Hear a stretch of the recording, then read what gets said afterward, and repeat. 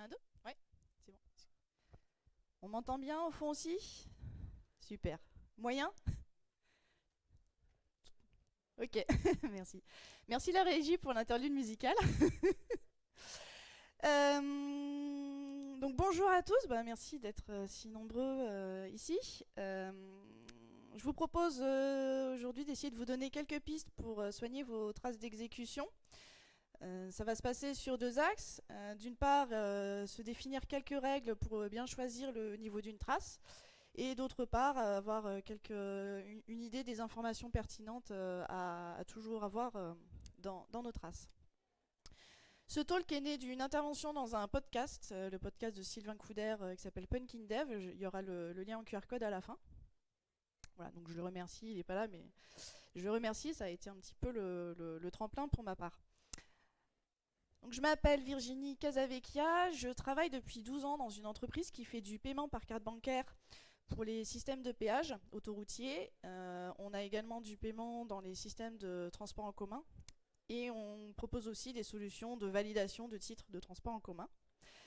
Donc ça fait 12 ans que j'y suis, j'ai commencé en tant que développeuse. J'ai ensuite eu un rôle davantage d'intégration, de qualification. Et puis également de support client sur plusieurs aspects, de l'installation de nos solutions sur leurs infrastructures, ou également du support lors de leur phase de test ou même en production. Donc on est dans un contexte industriel avec quand même des contraintes de disponibilité assez fortes. Et d'avoir vu ces deux côtés, comme ça, le côté développement et puis le lien avec l'exploitation, aujourd'hui, c'est quelque chose qui me plaît beaucoup. Et ça me donne envie de plutôt aller vers des rôles de relations développeurs ou de PO. Voilà, et puis je suis disponible donc sur ces réseaux. Je remettrai tout ça à la fin. On va commencer avec une petite introduction avec ce petit mème de Olivier Poncé qui est juste là. Vous l'avez peut-être vu hier en auditorium. Voilà, qui nous dit faites pas les malins, vous avez sûrement un truc comme ça chez vous. Voilà. La prod a planté, alors si vous ne voyez pas au fond, la prod a planté, mais il y a quoi dans les logs? Quel log? Effectivement, c'est jamais très agréable de se retrouver dans cette situation. Benjamin Dovissa lui trouve que ce qui est pire, c'est l'inverse. C'est quand on a des logs beaucoup trop verbeux et qu'on se fait un doom scrolling sans trouver aucune information pertinente sur la nature du problème.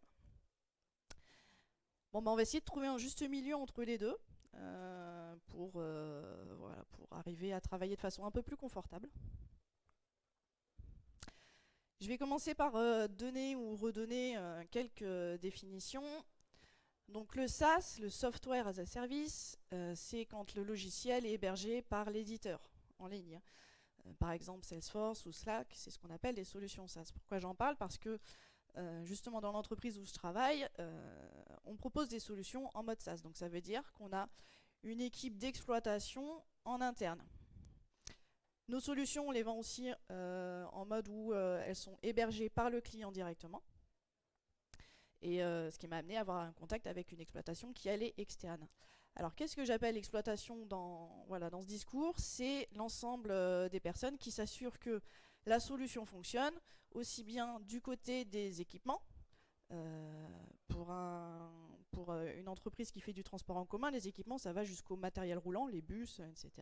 Mais également les équipements qui sont à bord des bus pour valider les tickets. Et puis pour tout ce qui est la partie serveur, l'hébergement des serveurs. Et c'est aussi l'équipe qui va s'assurer que les services qui sont déployés sur les équipements fonctionnent également. Donc souvent, une équipe d'exploitation va potentiellement avoir des astreintes. Et donc, une équipe d'exploitation a besoin d'informations claires sur l'état du système. Est-ce que ça marche? Est-ce que ça marche pas? Qu'est-ce qui se passe? Je vous montre juste la photo d'un poste de contrôle de péage pour vous donner un petit aperçu. Donc ici, c'est le poste de travail d'une téléopératrice. Cette personne, elle répond à l'interphone quand les usagers sont bloqués dans la voie de péage, ils ont un problème pour passer, pour payer, prendre leur ticket. Ils appellent à l'interphone, cette personne répond. Comme vous le voyez, elle a beaucoup d'écrans sous les yeux, avec plein d'informations différentes.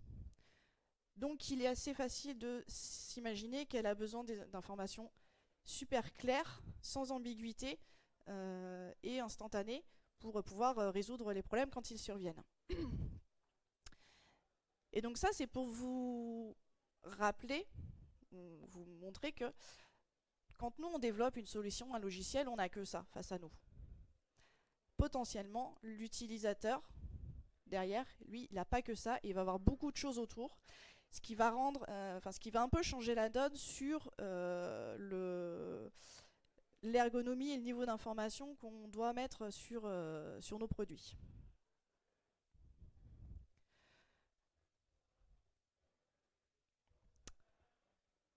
Alors, pour illustrer mes propos, j'ai utilisé un petit outil codé par Benjamin Dovisa, qui est un outil assez simple en Java qui va parcourir un répertoire pour analyser des fichiers qui s'y trouvent et les déplacer dans un répertoire de sauvegarde. Donc le but là, ce ne sera pas du tout de faire de la relecture de code, c'est vraiment dans un but didactique pour voilà, se donner un petit exemple concret de ce que je raconte.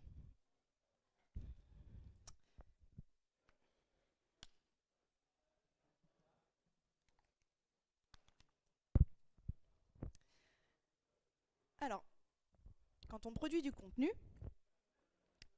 quel qu'il soit, que ce soit un talk, un cours quand on est enseignant, un contenu sur internet vidéo, un article de blog, la première question qu'on doit se poser, c'est qui est le destinataire de ce contenu? Quel est son niveau de compétence du sujet? Ou éventuellement, quel est le niveau de compétence que j'attends de sa part pour comprendre le sujet dont je vais parler? Donc on va se poser ces questions-là.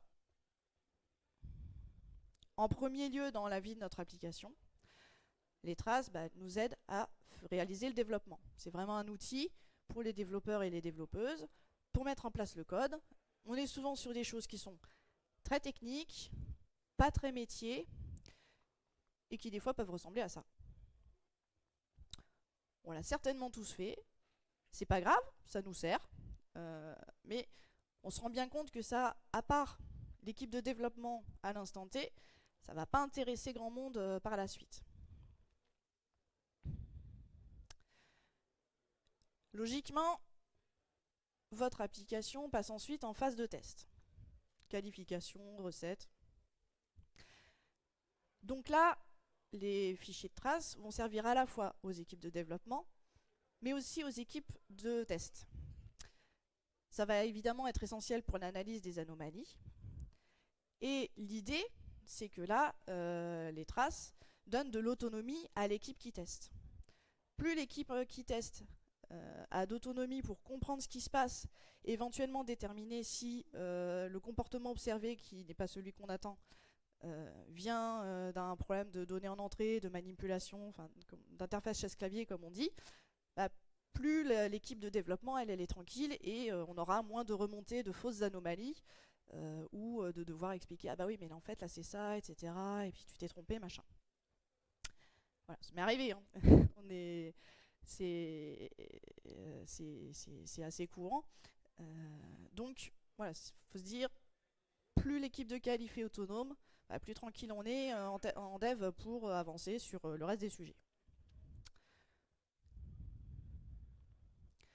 Donc là, un petit exemple effectivement de log qui permet déjà une première analyse assez facile d'une équipe de test qui n'a pas forcément des compétences de développement. Une erreur est survenue lors du traitement du fichier avec évidemment le chemin du fichier.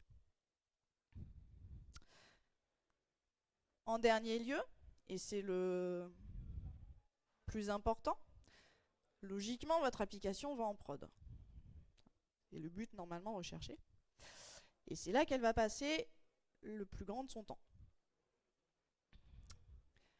Donc là, les traces, au sens large, fichiers de log et autres métriques, vont permettre de connaître l'état de santé du système. Elles doivent permettre de déterminer rapidement s'il y a une action à faire et laquelle, de façon à faciliter l'astreinte. Quand le téléphone sonne à 2 h du mat, que le site est planté et que vous devez chercher pendant 1 heure ce qui se passe, c'est quand même pas super folichon que si vous avez la chance d'avoir un fichier de log qui vous dit le problème c'est ça et voilà l'action à entreprendre, Et puis un quart d'heure après, c'est relancé, vous vous recouchez, c'est quand même beaucoup plus confortable. Et puis évidemment, là encore, les fichiers de log seront nécessaires à l'analyse des traces et à la correction, à l'analyse des bugs et à leur correction. Donc pareil, un petit exemple assez simple de log qui dit ce qui se passe et qui indique ce qu'il faut faire.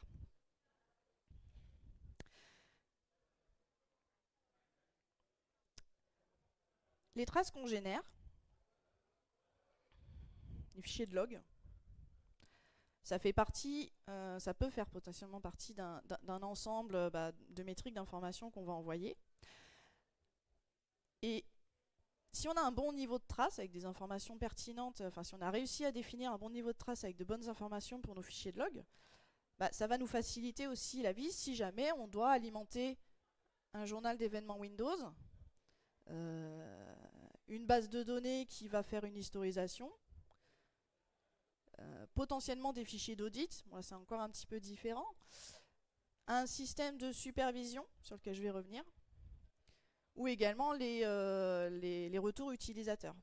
Et inversement, si votre spec vous a défini certains retours utilisateurs qui vont afficher du OK ou du KO à l'utilisateur, vous gênez pas pour aussi le mettre dans les traces, comme ça on sait ce qu'on a affiché à l'utilisateur. Mais en tout cas, c'est une réflexion, c'est un travail qui peut servir aussi sur d'autres choses qu'on a à alimenter. Je vais m'attarder un petit peu sur la supervision. Ici, vous avez ce qu'on appelle une carte NAGVIS. NAGVIS, c'est un plugin qui vient sur le logiciel Nagios. Donc Nagios, c'est un système de supervision, en gros c'est un serveur qu'on déploie et qui va recevoir on appelle ça des alarmes, mais en fait ce sont juste des paquets qui contiennent des champs.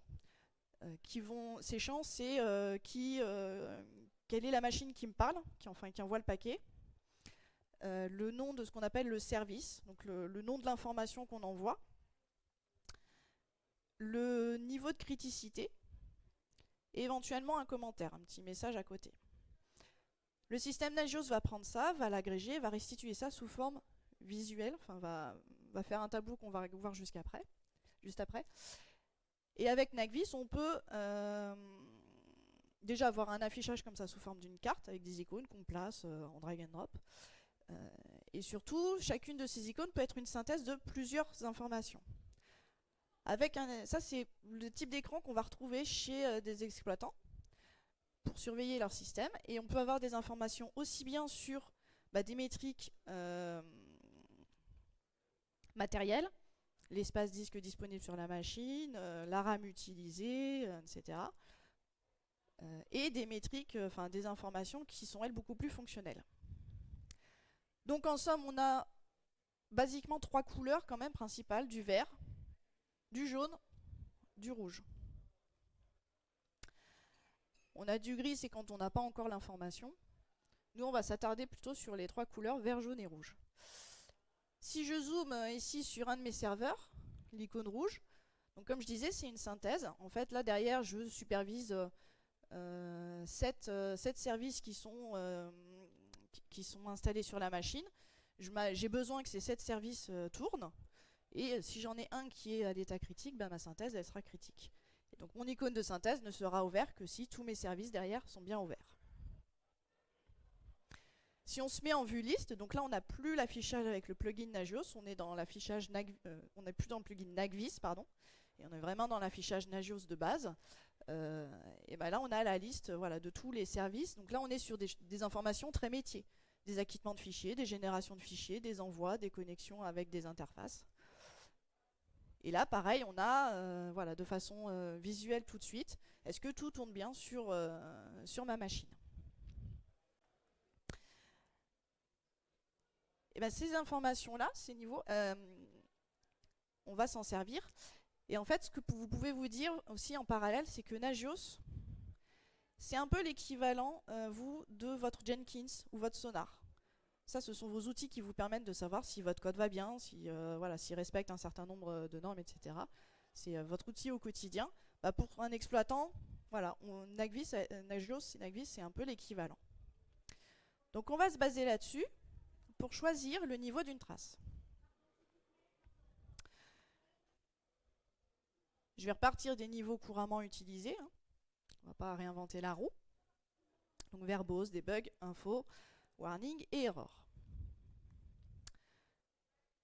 Donc on va commencer par le verbose debug. On va faire un peu de tautologie, mais le verbose c'est verbeux. Et il faudrait se dire, je m'en sers que pour le debug.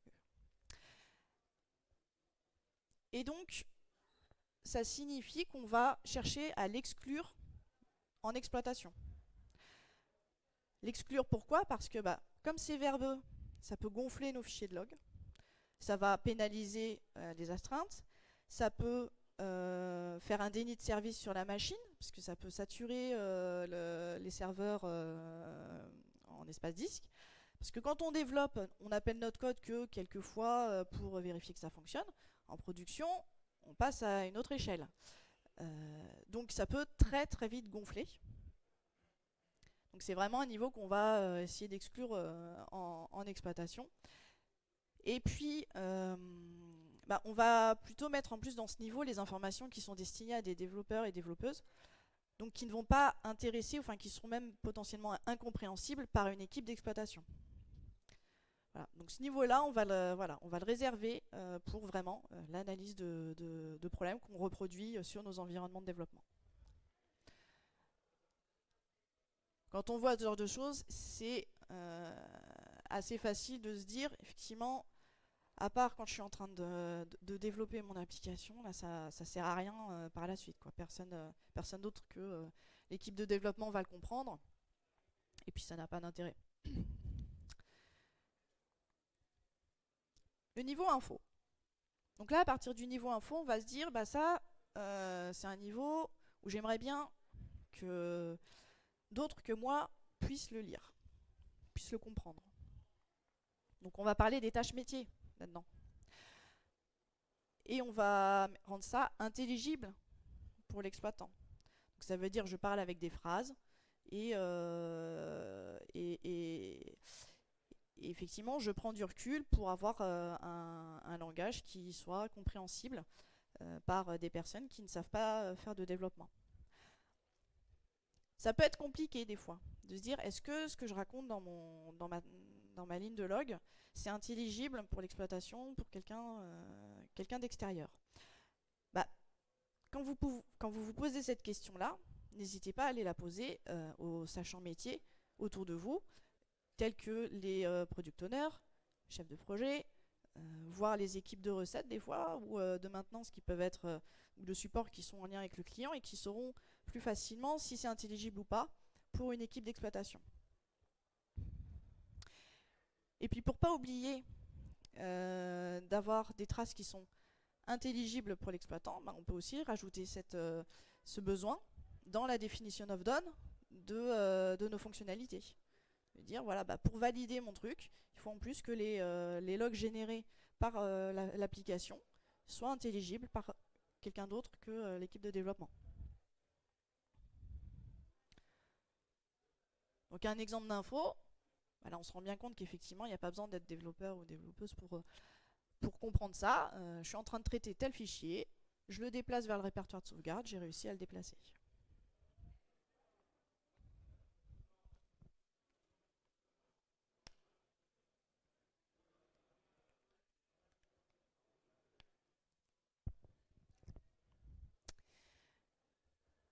L'info, ce niveau info, dans notre esprit, en plus, on va le coupler aux pastilles vertes dans la supervision Nagios. On va vraiment faire un parallèle entre les deux.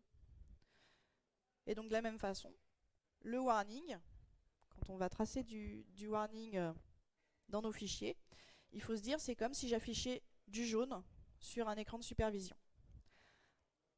Donc le warning va nous servir à émettre une alerte. Jusque-là, pas de surprise.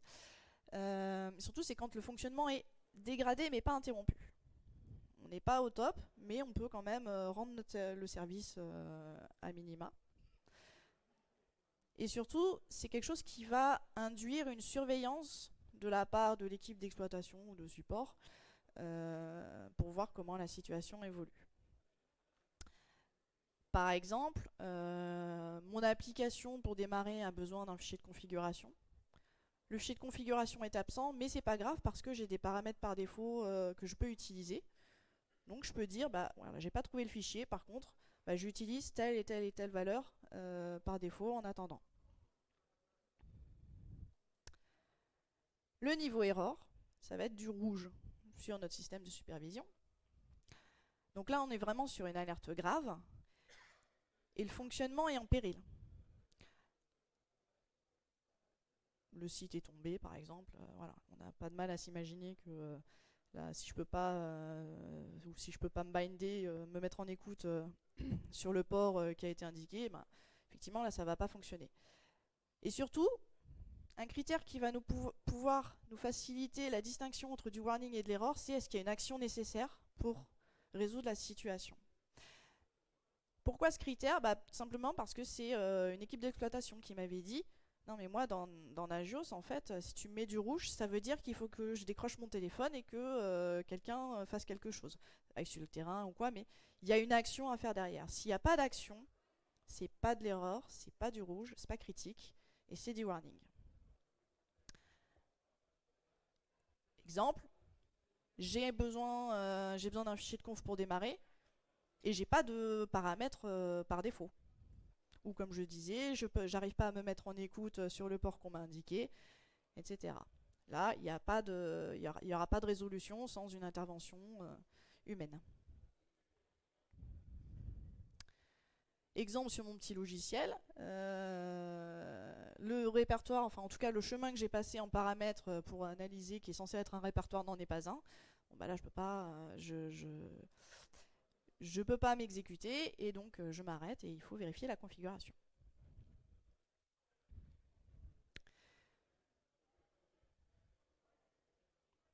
Bien.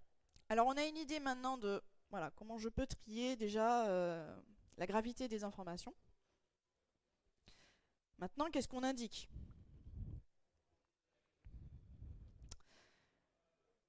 Donc comme je l'ai dit, le code passe le plus clair de son temps en production, normalement. C'est ce qu'on nous souhaite. Et donc quand une anomalie va se produire, bah, le contexte souvent est indéterminé. De prime abord, vous n'avez pas une personne qui vous dit j'ai fait telle action, j'ai fait ceci, cela, et qui va vous retracer tout le cheminement jusqu'au moment où il y a eu un souci. Donc évidemment, c'est ça qu'on va chercher à tracer. Et puis, on va aussi penser à se donner quand même des informations qui vont nous servir, à nous, équipe de dev, qui sont bah, le nom du fichier source, le nom de la méthode où on se trouve, et le numéro de ligne. C'est pas cher, ça se met au début de la ligne, ça gêne pas outre mesure la lecture du reste des informations pour l'exploitant, et par contre, nous, ça va bien nous aider. Donc on va pas se priver de le faire. Si on travaille en C ou C++, voilà, le logger ne le fait pas forcément pour nous, mais on a des constantes préprocesseurs qui le font pour nous. Donc on va avoir bah, file qui va nous donner le nom du fichier, func le nom de la méthode. Func est assez récent, donc des fois il est standard mais assez récent. Si jamais il n'est pas supporté, en fait, il faut utiliser function à la place. Ensuite, on a prettyfunction qui lui va nous donner la méthode mais avec sa signature. Donc moi je préfère, c'est quand même plus intéressant. C'est un standard GCC, donc si on est dans Visual C++, c'est funcsig qu'il faudra utiliser. Donc ça va nous donner quelque chose comme ça. Donc ici, j'ai le file avec le line, le prettyfunction, et là, le file avec le func. Voilà. C'est toujours bien de savoir où est-ce qu'on se situe. Maintenant, plus en détail, le reste de la ligne. Comme j'ai dit, bah évidemment, là, il faut qu'on parle à des gens du métier. Donc on va nommer les objets métiers.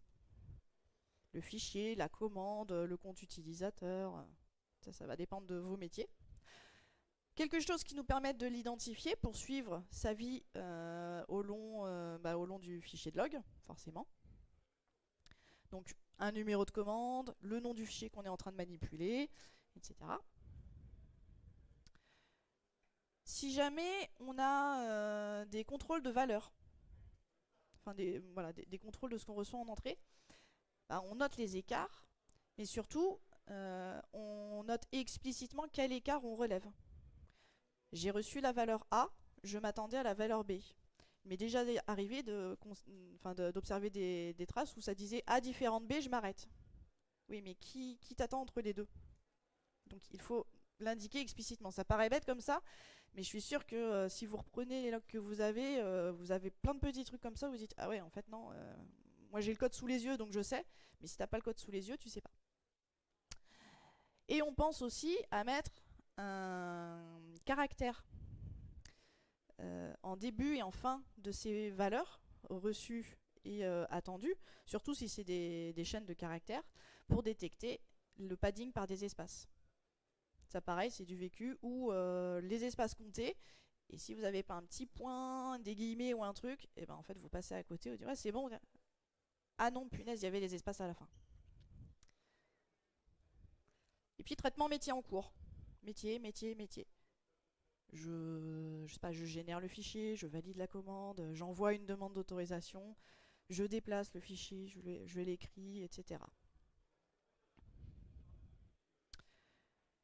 Et puis enfin, en cas de problème, les actions possibles. Soit dans les traces, si par bonheur vous savez déjà quelles vont être les actions possibles pour remédier au problème. Sinon, mettez-le en annexe dans un manuel d'exploitation. C'est pas gênant. C'est même peut-être, suivant les cas, préférable parce que les actions possibles peuvent évoluer ou vous vous rendez compte que bah non, il y a une façon plus simple.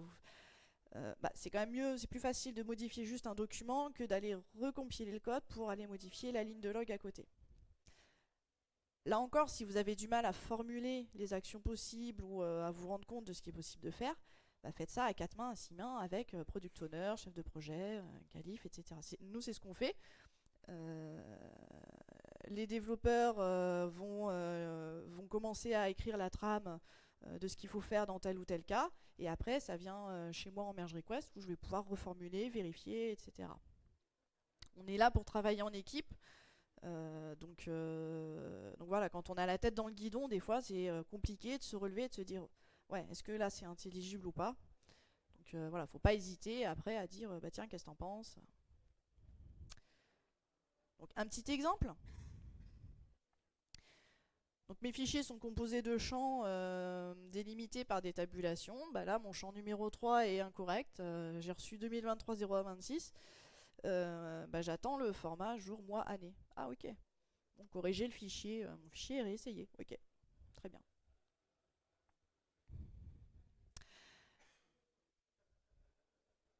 Bon, c'est super. Mais alors c'est dommage, du coup avec le contraste, on voit pas, il y a une petite image. Il y avait une petite image avec un cadenas et tout. La réglementation dans tout ça. On en a parlé ce matin. Enfin, Gérald nous en a parlé ce matin.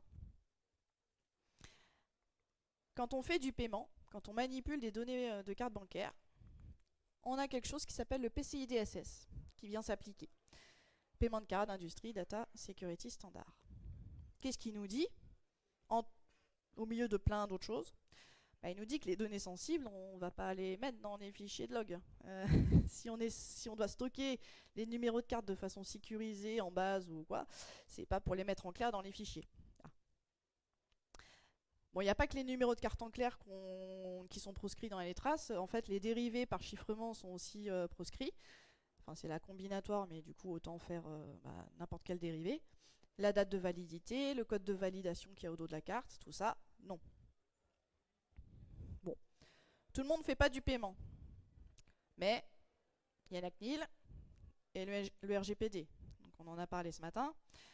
Qui dit attention, les données utilisateurs, non, tu vas pas les mettre non plus dans les traces, là, les noms des gens, leurs adresses, les numéros de téléphone, tout ça, non. Et le RGPD dit en plus qu'il faut prendre en compte la protection des données dès la conception de l'application. Bon. tout ça, qu'est-ce que ça implique pour nous? Bah, ça implique que, j'ai dit plutôt qu'on devait identifier les objets métiers qu'on est en train de manipuler. Bah là, ça veut dire que pour chaque objet métier que je manipule, je vais devoir me poser la question, est-ce qu'il contient des données sensibles? Oui, non. Et dans quelle mesure je vais pouvoir, je vais pouvoir suivre cet objet sans utiliser ces données sensibles pour les identifier. Voilà, donc ça met un petit bémol à tout ça. Bon, l'avantage, c'est que c'est quand même toutes ces standards et ces règlements sont assez précis, donc ça dit clairement ce qu'on a le droit ou pas le droit de faire.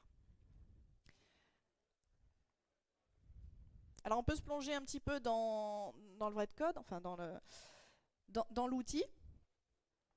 Comme j'ai dit, c'est pas l'idée, c'est pas de faire une revue de code Java. Voilà, moi j'avais besoin d'un petit bout de code qui sert d'exemple pour aller mettre quelques traces dedans, pour illustrer les propos. Donc on analyse des fichiers plats qui sont composés de lignes. Chaque ligne, voilà, ça correspond à un enregistrement avec plusieurs champs dedans. On va surtout regarder la partie, j'ai rajouté des traces surtout sur la partie qui va parcourir le répertoire qu'on a passé en paramètres, détecter s'il y a des fichiers présents, lancer le traitement dessus et les déplacer dans le répertoire de sauvegarde. C'est un code qui s'exécute automatiquement, qui est fait pour s'exécuter automatiquement à intervalle de 2-3 minutes. Donc ça peut avoir un impact sur le choix qu'on va faire sur les niveaux de log. On va voir tout ça tout de suite. Donc voilà, bon, j'ai mon logger et on va s'intéresser déjà là. Est-ce que... Oui. Bon, à un port fichier, c'est pas grave. Donc bon, nos petits debugs qui dit je suis au début, je suis à la fin et tout, il n'y a pas de raison, enfin on peut les laisser, c'est pas gênant, puisque de toute façon le debug on l'active pas en prod. Laissons-le. Je vérifie que le chemin fourni est bien répertoire. Bah là je l'ai mis en debug parce que comme ça s'exécute toutes les 2 minutes, c'est-à-dire que toutes les 2 minutes si je suis, ça va être tracé. Donc quand on est en fonctionnement standard, ça va pas trop nous intéresser. Par contre, bah, effectivement, si c'est pas un répertoire, là je trace une erreur et puis j'indique que j'arrête mon traitement. Bon, j'ai bien un répertoire, je vais vérifier la présence de fichiers à traiter. Pareil, ça, c'est du debug, ça me permet de savoir où j'en suis dans mon algo. Des fois, ce genre de phrases, de lignes, on les voit en commentaire. Enfin, moi, en tout cas, quand je vais faire un petit bout de code, bah, je commence par mettre mes étapes en commentaire. Bon, on peut peut-être les mettre direct en fait en log debug.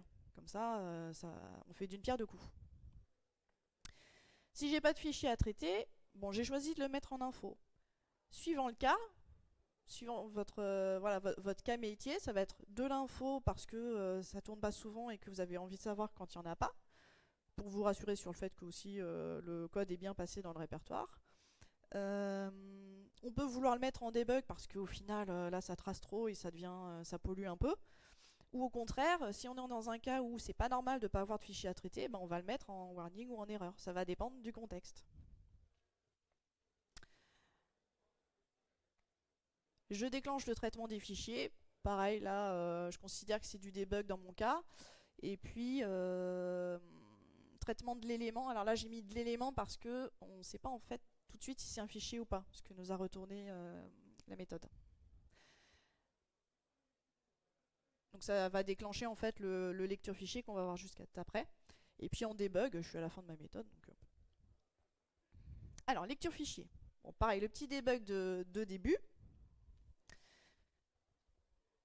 Je vérifie qu'il s'agit bien d'un fichier. Si c'est un répertoire, ce qui peut arriver, enfin voilà, ça tombait dans le code, j'ai choisi de le mettre en info. Du moment où j'ai trouvé un répertoire dans mon répertoire, c'est pas grave, je vais passer à l'élément suivant. Pareil, éventuellement, le client peut dire non, ça me pollue les traces, mets-le-moi en debug, je veux plus le voir. Dans notre quotidien, en fait, on a eu pas mal d'échanges comme ça aussi avec nos clients qui nous disaient bah là, non, en fait, tel cas, pour nous, dans notre quotidien d'exploitation, c'est pas du warning, c'est de l'erreur.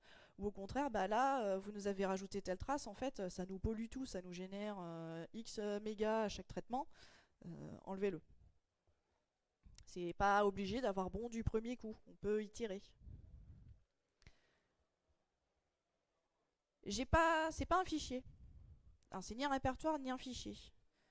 Donc là, je sors en erreur parce que j'ai un élément quand même qui est assez bizarre dans mon répertoire et qui va demander quand même une analyse. Donc erreur parce qu'il y a une action à faire, d'analyser quel est cet élément que j'ai trouvé. Je déclenche le traitement du fichier, donc là je suis vraiment dans le traitement du fichier. Je rentre dans un try-catch. Pour chaque ligne que je trouve, du debug pour dire oui, bon j'ai trouvé une ligne et puis je vais la traiter, ok. Si j'ai un problème de décodage dans la ligne, là, une erreur, parce qu'il va falloir corriger le fichier.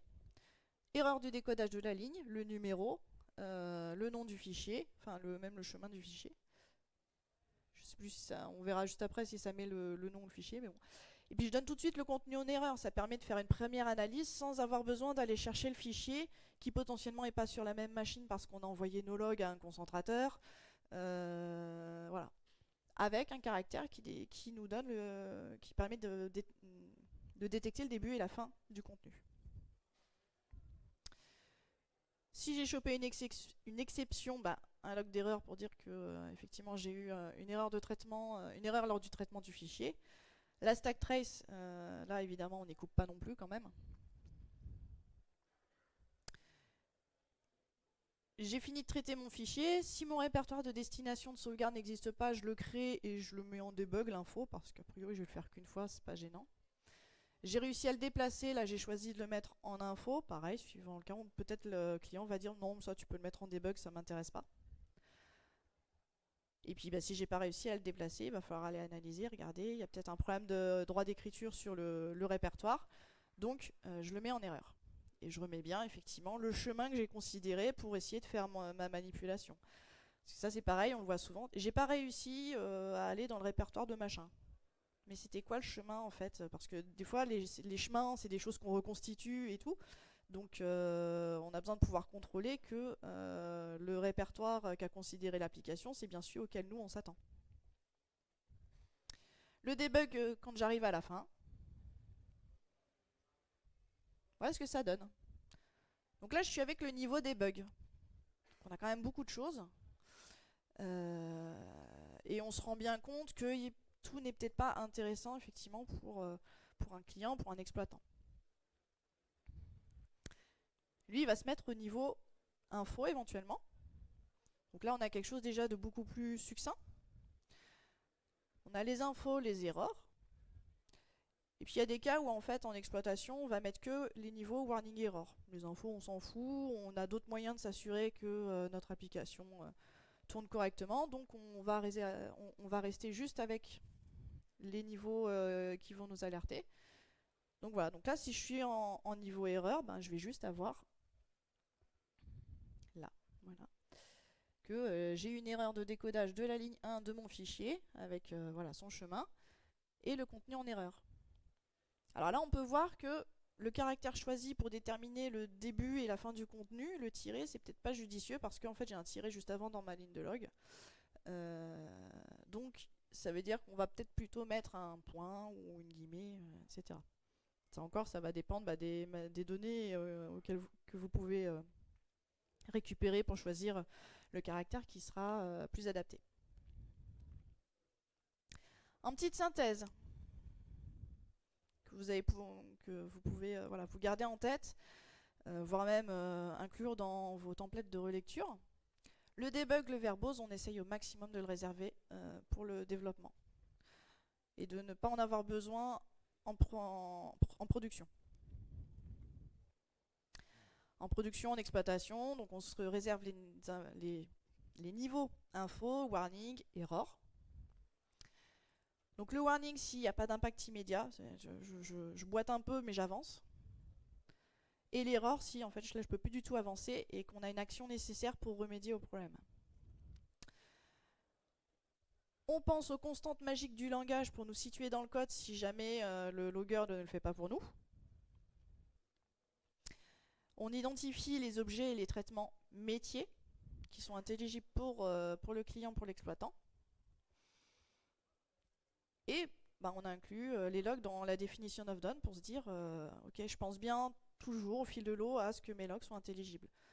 Parce que s'il faut repasser dessus alors qu'on a déjà voilà, des mois de développement derrière, ça va être un petit peu plus compliqué, fastidieux, et même au-dessus, on va vous dire, ben non, 2 semaines pour aller retaper les logs, non, c'est pas possible. Voilà, en conclusion, je trouve qu'on a quand même un formidable métier pour en apprendre d'autres. Donc autant en profiter, vraiment, allons-y quoi. Voilà. Merci beaucoup de votre attention. J'espère que ça vous a plu.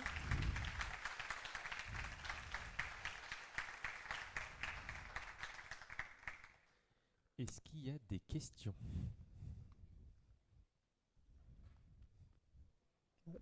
Apparemment, c'était tout clair. Vous allez être en avance à la cantine. C'est peut-être pour ça. C'est ça. Tout le monde a faim. Je vous remets les informations de contact et puis le QR code pour le podcast, si vous voulez. Voilà. Je raconte à peu près la même chose. Merci beaucoup. Merci encore.